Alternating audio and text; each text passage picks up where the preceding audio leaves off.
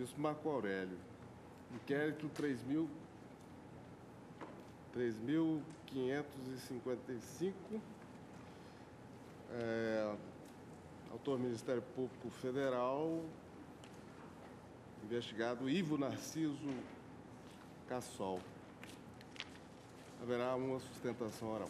Procurador-Geral da República formaliza a denúncia contra Ivo Narciso Cassol pela prática por 2 vezes do delito previsto no artigo 138, combinado com os artigos 71 e 141, inciso 1 e 2, calúnia cometida de modo continuado contra funcionário público em razão das funções e por meio que facilitou a divulgação da mensagem do Código Penal.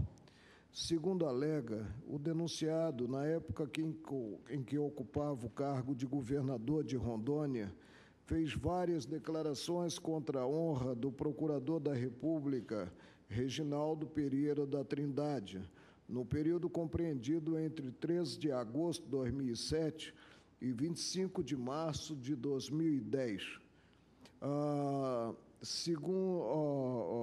Os atos consistiram em diversas expressões ofensivas proferidas em entrevistas coletivas ou em participações do denunciado em programas de rádio ou televisão. Sustenta que os fatos atribuídos à vítima podem ser resumidos em 2 situações distintas: participação do procurador em extração ilegal de madeira e diamantes na reserva indígena Roosevelt, crimes previstos nos artigos 38 e 44 da Lei 9.605/98, e prática de fraude processual e corrupção de testemunha cometida no curso de processo eleitoral movido contra o denunciado, delitos tipificados no artigo 343 e 347 do Código Penal. Conforme a 2, diversas reportagens foram divulgadas no portal Rondônia Agora, sítio diretamente ligado ao denunciado e voltado à divulgação de notícias de interesse dele.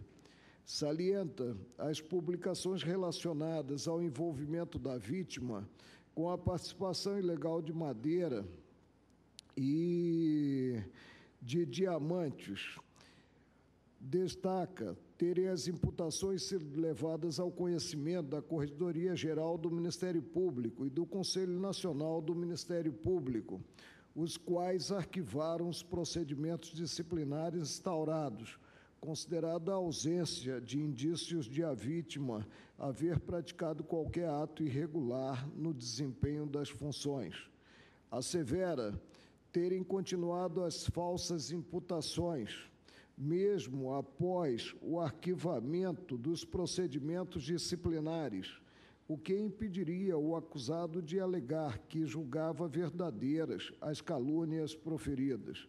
Consoante observa, houve inequívoca ciência dessas decisões, tanto que a Procuradoria-Geral do Estado de Rondônia interpôs recurso contra o pronunciamento do Conselho Nacional do Ministério Público, afastando a responsabilidade disciplinar do Procurador da República.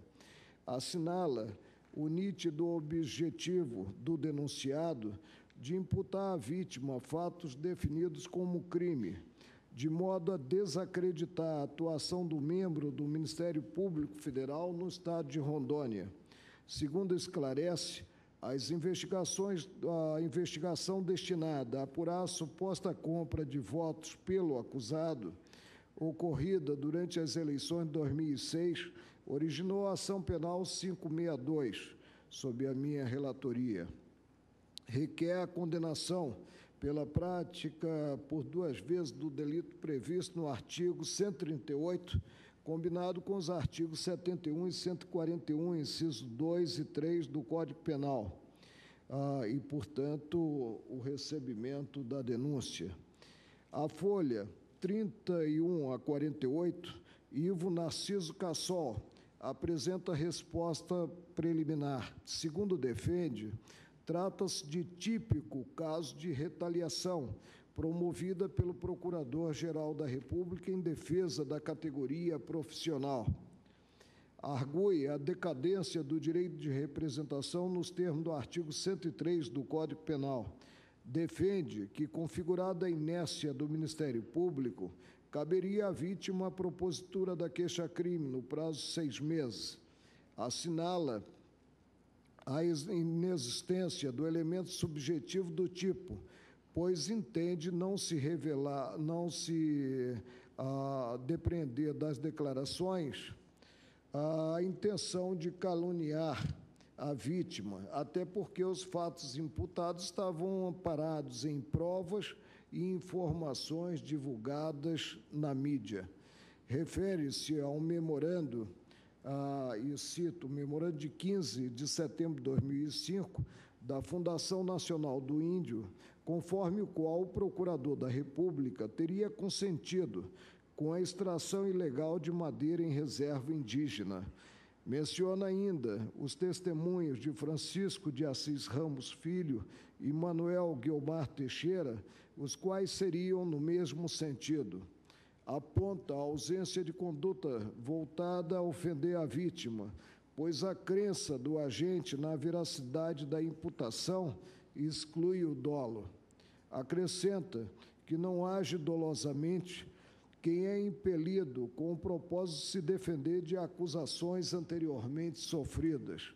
Consoante afirma, não lhe foi garantido o direito ao contraditório e à ampla defesa nos procedimentos administrativos que deram suporte à formalização da denúncia.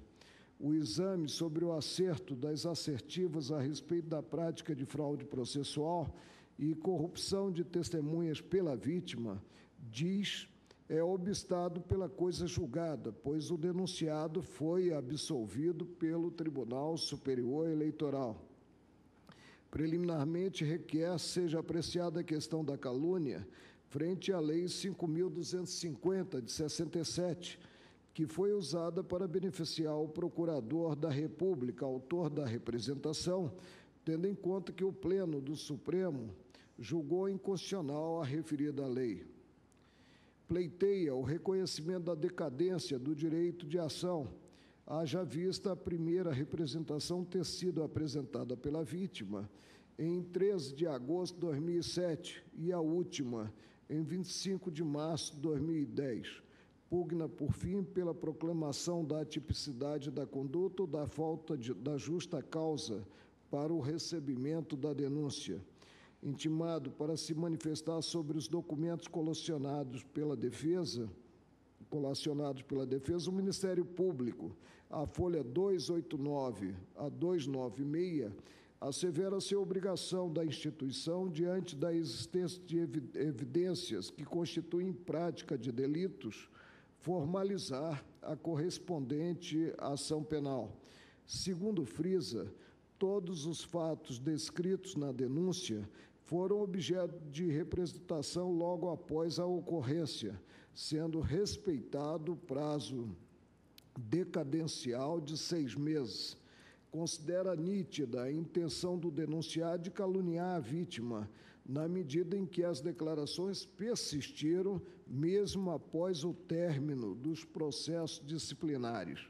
Diz que a defesa confunde o trânsito em julgado da decisão mediante a qual foi mantido no cargo de governador do estado de Rondônia com a impossibilidade de persecução penal por crimes contra a honra cometidos em circunstâncias desvinculadas daquela ação. Conforme a nota, os únicos documentos a atribuírem ao Procurador da República a prática de delitos foram produzidos pelo próprio denunciado. No tocante à ausência de contraditório nos procedimentos administrativos citados pelo denunciado, aduz que as investigações neles consubstanciadas destinam-se exclusivamente ao convencimento do Ministério Público sobre a existência de crime.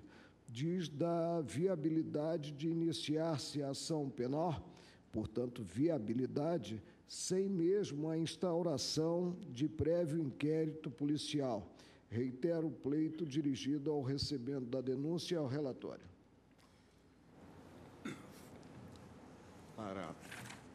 Pelo Ministério Público Federal, a doutora Ela Vieco de Castilho. Senhor presidente, senhores ministros, senhor relator, em relação às preliminares, eu chamo a atenção que a denúncia do Procurador-Geral da República não é com base na lei de imprensa, mas é com base no Código Penal. Então, a preliminar é totalmente incabível. Com relação também à preliminar da decadência, se encontram juntados aos autos os documentos que comprovam que as representações foram apresentadas no prazo decadencial de 6 meses. Gostaria também de ressaltar alguns pontos, né? O relatório está muito bem posto, mas algumas coisas elas precisam ser reformadas, precisam ser ressaltadas. Então, são 2 fatos, né, que são atribuídos à vítima. A sua participação na extração ilegal de madeira e de diamantes na terra indígena Roosevelt e a suposta fraude processual e corrupção de testemunha no âmbito eleitoral movido contra, então, o governador Ivo Cassol. O procurador Reginaldo Trindade, ele foi, por conta dessas acusações, ele foi investigado pela Corregedoria, pelo Conselho Nacional do Ministério Público, e não apenas a sua atuação foi examinada por esses órgãos, né, de cunho correcional, mas também pela 6ª Câmara de Coordenação e Revisão do Ministério Público Federal, que examina a atuação do ponto de vista conteudístico da atividade fim, se está conforme, então, conforme a defesa dos direitos indígenas. E a 6ª Câmara, ela sempre, quando examinou, abonou a conduta do procurador de que ele atuou conforme os ditames da lei. E aí, além do governador, né, depois mesmo, sabendo do resultado dessas investigações e da posição da 6ª Câmara, ele continuou propalando esses fatos e ainda recentemente, quer dizer, depois da propositura mesmo da ação penal, esses fatos contra a figura, contra a atuação do procurador, continuam sendo veiculados no Congresso Nacional, dizer, persiste, né, apesar de todo o esclarecimento, essa propalação desses fatos inverídicos. No tocante à 2ª acusação, como se o procurador tivesse atuado mal, e que essa atuação, essa má atuação, está corporificada pela sua absolvição, pela absolvição do governador na Justiça Eleitoral, ela também não se sustenta, porque a denúncia foi recebida, quer dizer, o processo havia evidências, não se pode dizer, não há por esse fato uma sustentação para que o denunciado possa dizer que o procurador cometeu um crime, né? Então, é nítida, né, a intenção do acusado em macular a honra do procurador, na medida em que as falsas imputações foram levadas pelo parlamentar a todas as instâncias cabíveis, inclusive imprensa e órgãos disciplinares do Ministério Público. Ante exposto, a Procuradoria-Geral da República requer o recebimento da denúncia de folhas 2 a 14, eis que preenchidos os requisitos previstos, né, do ponto de vista da materialidade e também o dolo específico, que é esse dolo de macular a honra e a reputação do procurador no exercício de suas funções. Marco Aurélio. Presidente, a questão está em definir a admissibilidade de peça acusatória formalizada contra Ivo Narciso Cassol, hoje senador da República, pela prática de crimes contra a honra do Procurador da República, Reginaldo Pereira da Trindade, no período compreendido entre 3 de agosto de 2007 e 25 de março de 2010. Eu transcrevo os trechos que seriam ofensivos e voltarei a eles no correr do voto. Nesta fase, o exame da acusação submete-se à observância dos artigos 41 e 395 do Código de Processo Penal, no que implicam a necessidade de apresentação de inicial a revelar o fato criminoso com todas as circunstâncias, a qualificação do acusado ou os esclarecimentos pelos quais não se pode identificá-lo, a classificação do crime, quando for o caso, o rol de testemunhas. É ainda exigível a presença dos pressupostos processuais e condições da ação, bem como um amparo da denúncia em prova mínima de materialidade e autoria, tudo de modo a bem delimitar a imputação penal e a possibilitar o pleno exercício do contraditório e da ampla defesa. Afasto a arguição relativa à decadência do direito de representação, porquanto todos os fatos descritos na denúncia foram objeto de representação pelo ofendido, dentro do prazo de 6 meses previsto no artigo 103 do Código Penal. Então, examino cada qual das situações, apontando, por exemplo, que as declarações do denunciado realizadas em 13 de agosto de 2007 constaram de representação formalizada em 29 dos mesmos mês e ano. E aí analiso cada qual. Para o exercício do direito da ação subsidiária, o prazo é prescricional e não decadencial, tendo como termo inicial a data em que configurada a inércia do Ministério Público. Foi observado também o artigo 39 do Código de Processo Penal, pois as representações do ofendido foram dirigidas, no decorrer dos anos, ao Procurador-Geral da República e a outros membros do Ministério Público Federal. No tocante à prescrição, mostra-se necessário lançar algumas premissas.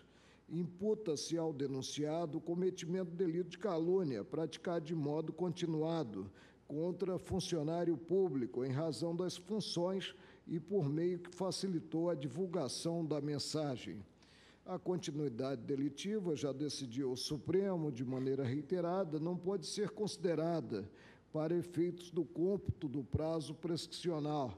Nesse sentido, são o verbete 497 da súmula do Supremo e, a título de exemplo, a síntese do que decidido pelo Pleno na extradição 689, cujo acórdão foi designado para redigir, e pela primeira turma no julgamento do habeas 107.616, e transcrevo os precedentes para efeito de documentação.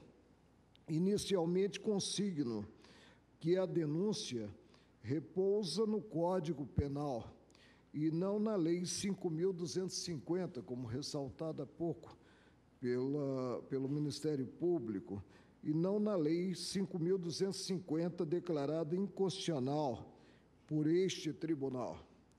Em relação à causa de aumento de pena prevista no inciso 2 do artigo 141 do Código Penal, o qual versa o agravamento da sanção em 1/3 se o delito é cometido contra a honra de funcionário público no exercício das funções, tenho-a como incompatível com o diploma maior. A doutrina tradicional costuma justificar o agravamento da constrição penal na afirmativa de que a ofensa atribuída a funcionário público desmerece, na verdade, toda a administração, do que resulta maior dano à coletividade e desvalor à ação praticada. Ressalta-se habitualmente nos manuais de direito penal a necessidade de proteção do prestígio e da dignidade do cargo público, competindo ao cidadão a consideração e o respeito devidos. Não obstante, a existência de sanções, especialmente criminais, que possam inibir a crítica ou o debate, mitiga o exercício dos direitos políticos, essa causa de aumento. Quando estão em jogo questões de interesse público, as pessoas envolvidas devem possuir maior tolerância à crítica, justamente pela circunstância de seus atos terem repercussões que vão além da esfera privada.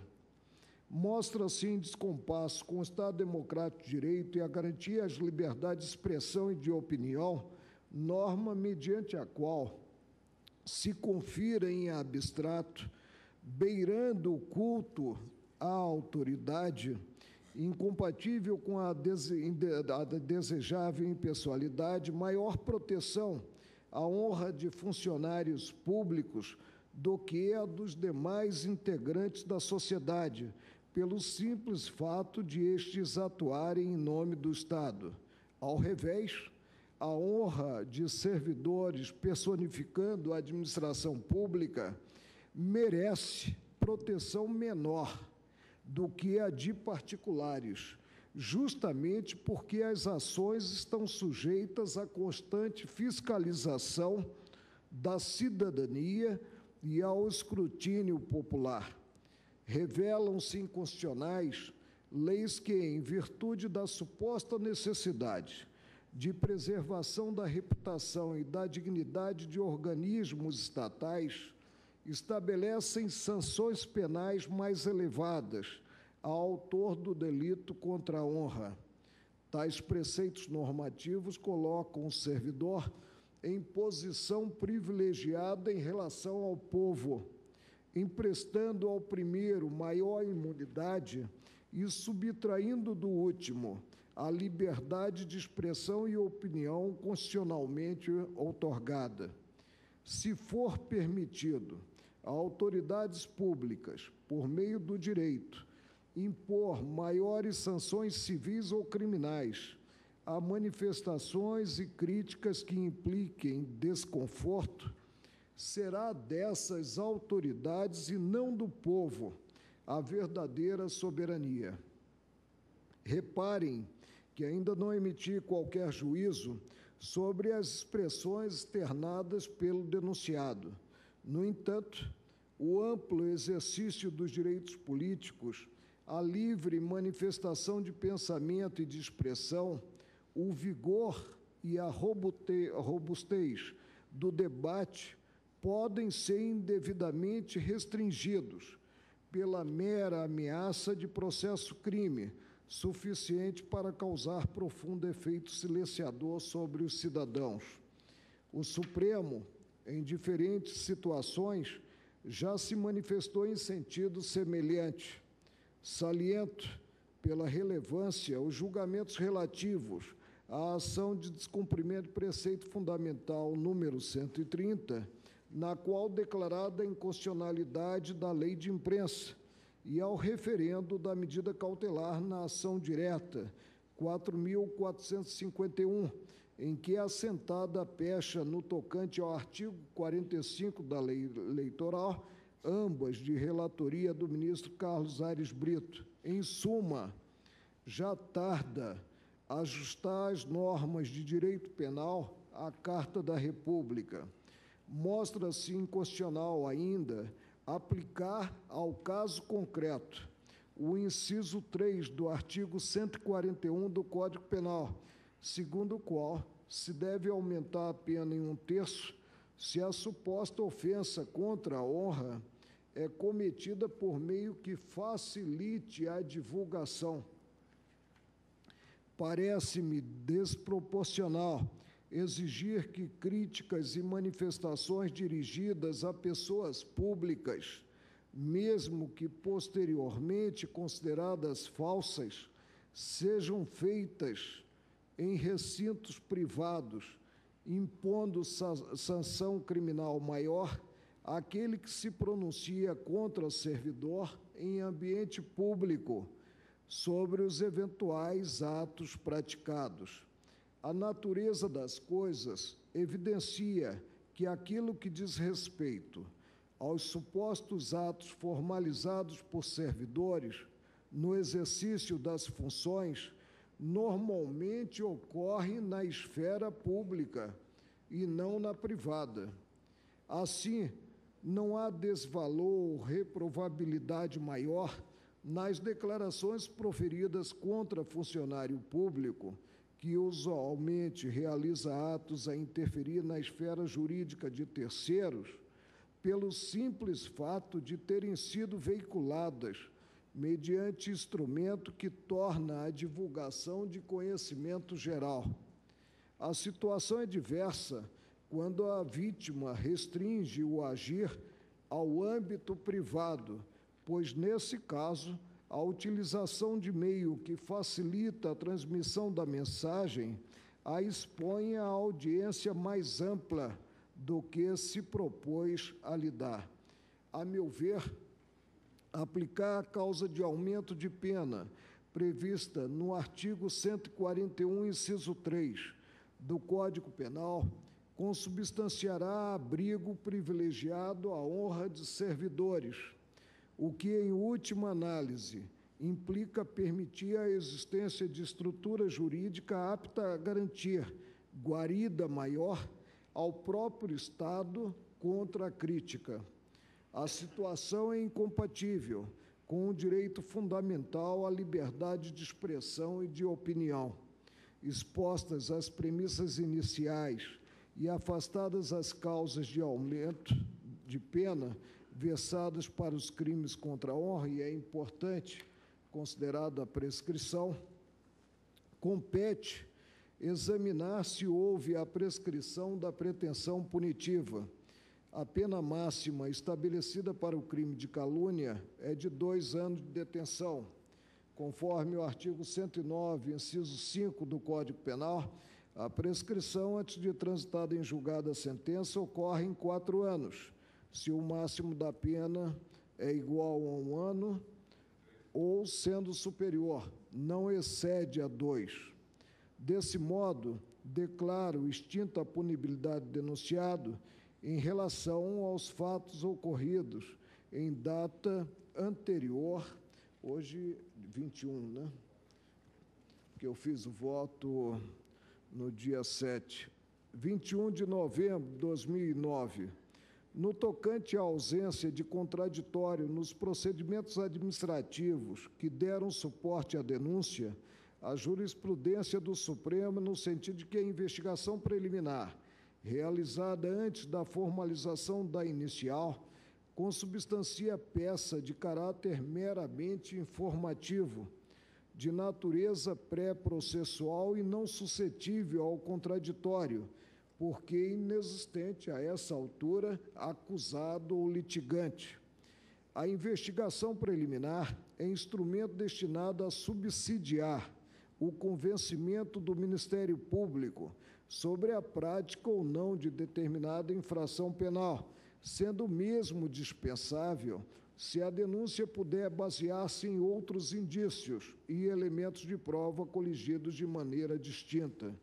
No caso dos autos, ademais, o substrato probatório a amparar a acusação remete a notícias e entrevistas amplamente divulgadas pelo denunciado e não à investigação preliminar. No procedimento administrativo prévio, simplesmente foram reunidas as diferentes reportagens publicadas sobre a vítima.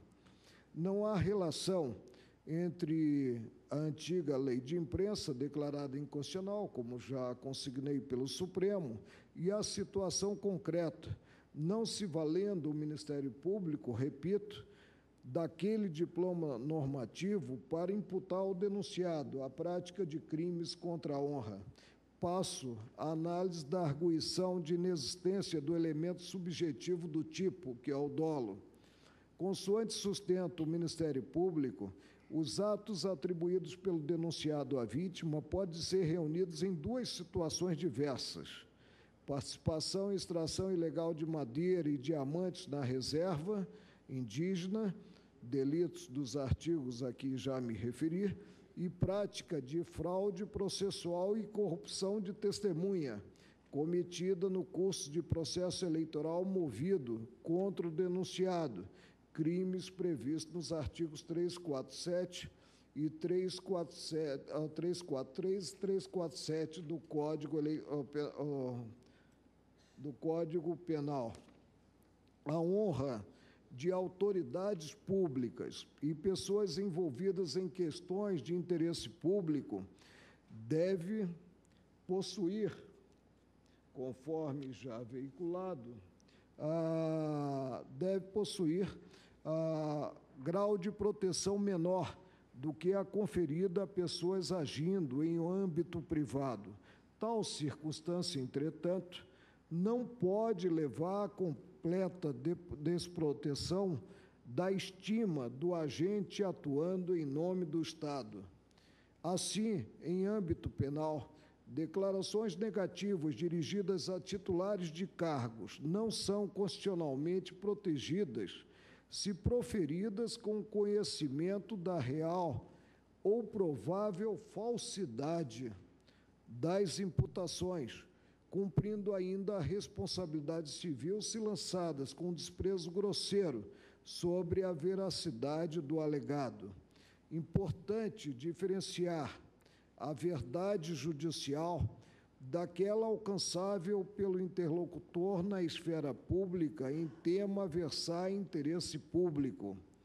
A veracidade na seara da comunicação social deve ser harmonizada com as condições concretas a que os debatedores são submetidos, sob pena de violação à liberdade de expressão e de opinião. Descabe reclamar do interlocutor a produção de uma verdade judicial. Além de impossível de se alcançar na prática, a exigência implicaria a eliminação do debate público e do próprio pluralismo necessário à esfera pública. Entendimento em sentido contrário tornaria os debatedores tão temerosos de cometer algum erro que o excesso de precauções causaria sérios danos à liberdade de expressão e à livre circulação de ideias nos fóruns de discussão. De todo modo, o Ministério Público trouxe elementos suficientes a indicarem que o denunciado atribuiu à vítima fatos definidos como crime com conhecimento real ou provável, da falsidade, o que configura a existência do elemento subjetivo do tipo previsto no artigo 138 do Código Penal. Disse da participação da vítima na extração ilegal de madeira e diamantes, o que se revela a partir das entrevistas concedidas entre 5 e 14 de junho de 2009 e na realizada em 19 de fevereiro de 2010. Igualmente, sustentou o acusado o cometimento de fraude processual e corrupção de testemunha, consoante se depreende das declarações de 17 e 25 de março de 2010. Além das manifestações públicas, o denunciado formalizou representações perante a Corregedoria Geral do Ministério Público Federal e o Conselho Superior do Ministério Público Federal, os quais arquivaram os procedimentos disciplinares instaurados, haja vista a ausência de indício de a vítima ter praticado ato irregular no desempenho das funções. A primeira decisão absolutória foi prolatada em 29 de outubro de 2007, pela Corregedoria Geral do Ministério Público Federal. A esta se seguiu outra no mesmo sentido, proferida pelo Conselho Superior do Ministério Público Federal, em 3 de fevereiro de 2009. O Tribunal Regional Eleitoral de Rondônia, ao julgar a exceção de suspeição movida pelo ora acusado em processo que teve curso naquele tribunal, também afastou as arguições referentes à prática de fraude processual e de corrupção de testemunha pela vítima. O acusado veio a ser cientificado desses pronunciamentos. Diversas representações, incumbe ressaltar, foram formalizadas pela Procuradoria-Geral de Justiça do Estado de Rondônia, que também encaminhou ofícios com denúncias a órgãos públicos como o Senado Federal, a Câmara dos Deputados, o Ministério da Justiça, o Conselho Nacional dos Procuradores Gerais de Justiça, o IBAMA, a FUNAI, o Ministério do Meio Ambiente, a ONU e a Presidência da República. Se, de um lado, descabe exigir a verdade judicial dos interlocutores na esfera pública, de outro, não estão constitucionalmente agasalhadas declarações atribuindo fatos criminosos à pessoa pública quando formalizadas após afastados os vestígios de veracidade dos dados em decorrência de investigações realizadas. As imputações contra a vítima continuaram de modo reiterado, mesmo depois dos arquivamentos dos procedimentos disciplinares, não surgindo qualquer fato novo a conferir suporte a outras suspeitas sobre eventual atuação irregular da vítima no exercício das funções. Ao fim, concluo ter o Ministério Público, nesta fase, atendido aos requisitos previstos em lei, os quais versam a necessidade de descrição do fato criminoso com todas as circunstâncias, de individualização da conduta do indiciado e de existência de justa causa. Voto pelo recebimento da denúncia ante a prática do crime estampado na cabeça do artigo 138 do Código Penal, assentando a inconstitucionalidade do inciso 2 do artigo 141, causa de aumento ante a prática contra servidor público do mesmo diploma e entendendo inaplicável à espécie o inciso 3 do citado artigo. Esclareço ante essas premissas, por isso tive que analisá-las, a pretensão punitiva quanto às práticas ocorridas em data anterior, e temos práticas posteriores, a 21 de novembro de 2009. É como voto. Eminente relator, eu vou, em seguida, suspender a sessão para fazermos um intervalo, mas eu pediria, então, a Vossa Excelência que esclarecesse mais uma vez a parte final do seu voto para explicitar aos eminentes pares qual é a parte exatamente que Vossa Excelência recebe da denúncia e qual é que rejeita. Eu tenho a impressão que Vossa Excelência rejeitou quanto a um determinado inciso, ao 3, se não me engano. Eu afasto por inconstitucional, presidente, o inciso que versa a causa de aumento à prática criminosa contra servidor público, que está no inciso 2 do 141. E entendo, aí eu não declaro inconstitucionalidade, entendo inaplicável à espécie ante as peculiaridades da espécie a causa de aumento do inciso 3, que é a divulgação mais linear dos fatos, mediante meio que permite o acesso de cidadãos em geral. E, a partir dessa premissa, porque afasto a causa de aumento, entendo inaplicável a outra causa de aumento, concluo pela prescrição quanto aos fatos imputados anteriores a 21 de novembro de 2009, recebendo no mais a denúncia. Pois não. Eu acho que os colegas registraram bem a proposta do eminente relator. Eu suspendo a sessão por 20 minutos.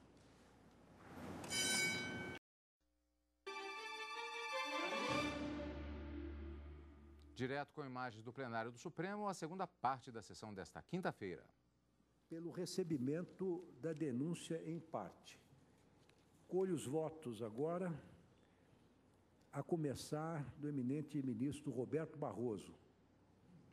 Presidente, eu ouvi com interesse, prazer e proveito o voto do eminente ministro Marco Aurélio e me impressionei com as reflexões de Sua Excelência a propósito da inconstitucionalidade do inciso 2 do artigo 141 do Código Penal, na parte em que prevê que há um aumento de pena de 1/3 em um conjunto de hipóteses que envolve a prática do crime contra o presidente da República, que é o inciso 1, contra funcionário público, que é o inciso 2, e depois o comentário dele a propósito do 141, inciso 3. Eu me impressionei porque Sua Excelência observou que há um aumento de pena quando a vítima do crime é um funcionário público, uma autoridade pública. E nós bem sabemos que, em uma democracia, é sempre de proveito fomentar-se o controle social sobre a atividade dos órgãos e agentes do poder público.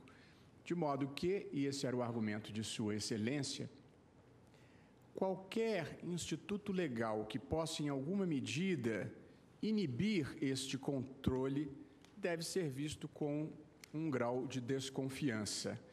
E eu concordo com Sua Excelência no tocante a esse ponto. Porém, também em uma democracia, o exercício do poder público e o exercício da autoridade expõe o agente público, muitas vezes, à crítica maldosa, à crítica leviana, à crítica motivada por interesse político ou por algum interesse menor. De modo que é razoável que se preservem alguns mecanismos de proteção institucional de quem exerce a função pública. De modo que é preciso fazer uma ponderação, neste caso, como em outros. E eu, neste momento, não me sinto habilitado a fazer um juízo taxativo acerca da inconstitucionalidade desse dispositivo, embora ache o argumento valioso e digno de consideração. De modo que, e como este mesmo processo ou outros vão apresentar a oportunidade para fazermos esta reflexão, eu, pelo menos por hora, não estou acolhendo esse movimento de declaração incidental de inconstitucionalidade desta norma, sem prejuízo de refletir um pouco mais à frente sobre isso novamente. Se me permite, Pois não? essa é uma questão que tem repercussão sobre o aspecto da prescrição levantada pelo eminente ministro relator. Então, eu me permitiria fazer uma primeira votação quanto à inconstitucionalidade desse dispositivo e depois prosseguiremos no mérito. Talvez fosse mais interessante, Pois não?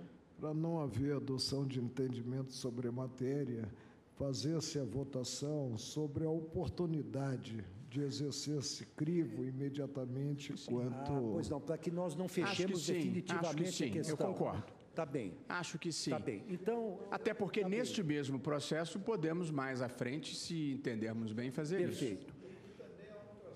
Que já foi lembrado aqui pelo ministro Teori Zavascki e que está na lei, quer dizer, arguída incidenter tantum a inconstitucionalidade, é preciso, quer dizer, como questão prévia, prejudicial, na verdade, quer dizer, impõe-se também a manifestação do Ministério Público, não é? Porque, a rigor, haveria uma suspensão prejudicial do processo principal para que essa questão fosse decidida.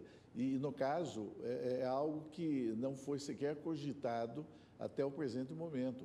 Então, talvez fosse interessante ou ouvir-se já nos termos da lei processual o Ministério Público, uma vez que o eminente relator não apenas suscitou, mas arguiu em sede de controle incidental a ilegitimidade constitucional do inciso 2º do artigo 141 do Código Penal, mas ou então relegar-se para um segundo momento. Eu penso que sim, ministro, porque há problemas de prescrição aqui se nós fizéssemos um desvio de curso nesse momento. Esse que é o grande problema. Se nós admitirmos Agora, de qualquer eventualmente... forma, presidente, como a prescrição não apanharia todos os fatos típicos, né?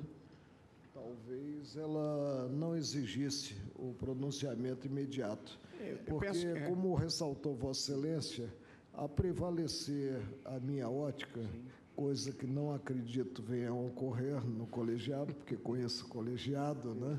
A prevalecer a minha ótica, nós temos prescritos os fatos anteriores a 21 de novembro de 2009. Se mantiver uma das causas de aumento, pelo menos, do 2 ou do 3, né, nós passamos a ter, porque o acréscimo é de 1/3 em cada qual delas, uma pena para o tipo em abstrato, pena máxima, superior a 2 anos. Aí a prescrição é em 8 e não terá ocorrido. Pois não. Portanto, presidente, devo Não, continuar? então, eu penso não que ia há um deixar- consenso do plenário, salvo o pronunciamento já externado pelo ministro relator, no sentido de que essa questão pode ser deixada para um segundo momento, a questão da inconstitucionalidade. É isso. É isso? Que é um encaminhamento... Estou exatamente. interpretando corretamente, sem prejuízo que, num determinado momento do processo, se aceita a denúncia, recebida a denúncia, se possa voltar a esse tema, inclusive com a manifestação do Ministério Público, se for o caso. Se eventualmente recebida a denúncia de modo integral, então caberá ao Ministério Público, no momento oportuno, a possibilidade de... E, aliás, é nesse sentido que eu estou votando, presidente, no sentido de receber a denúncia integralmente, inclusive quanto ao inciso 3, na forma em que oferecida pelo Ministério Público, com todas as vênias do eminente relator. Pois não. Ministro Teori Zavascki, como vota? Também, com a devida vênia do eminente relator, eu penso que é o caso de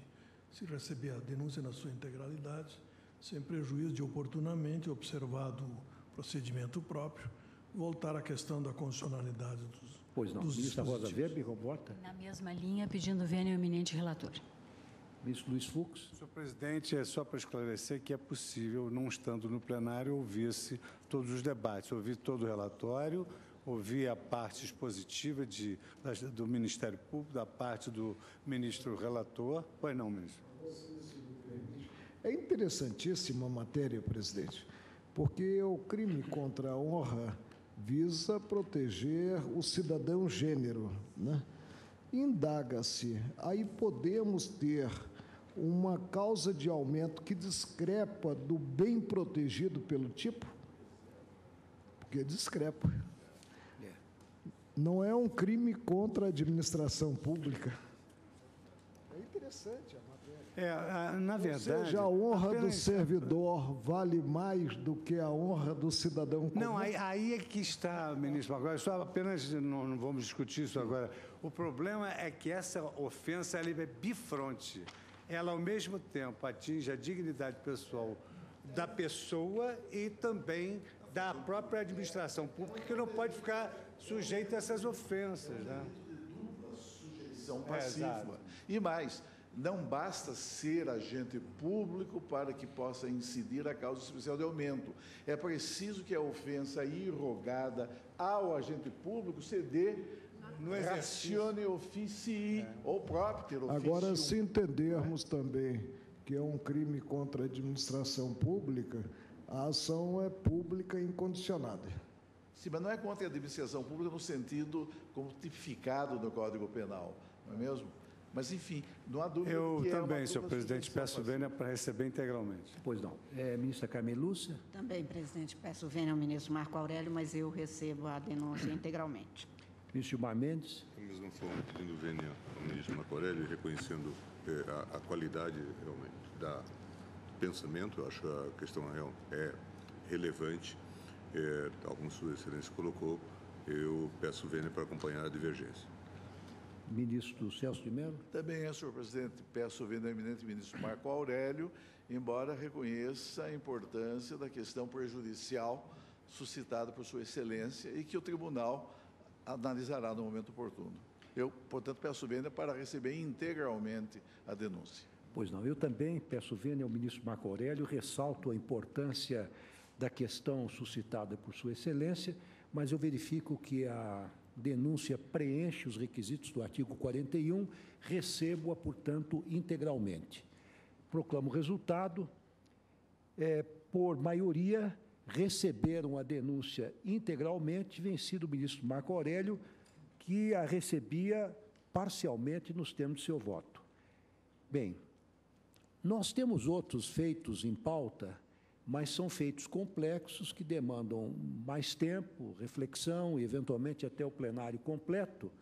Eu consulto os pares, e aprendi isso com Sua Excelência, o eminente ministro Celso de Mello, nas suas presidências, consulto os pares se há algo urgente em mesa que deva ser julgado ou matéria que demande o pronunciamento da Corte nesse momento. Em não havendo, declaro encerrada a sessão, agradecendo a presença de todos. No anterior, presidente, apenas uma matéria. No anterior, eu penso que eu fico como redator, né? E eu colocarei a ótica da maioria quanto à projeção das duas causas de aumento para o julgamento final. Perfeito. Então, eu assento que o ministro Marco Aurélio continuará com a relatoria e com a confecção do acordo. Obrigado a todos.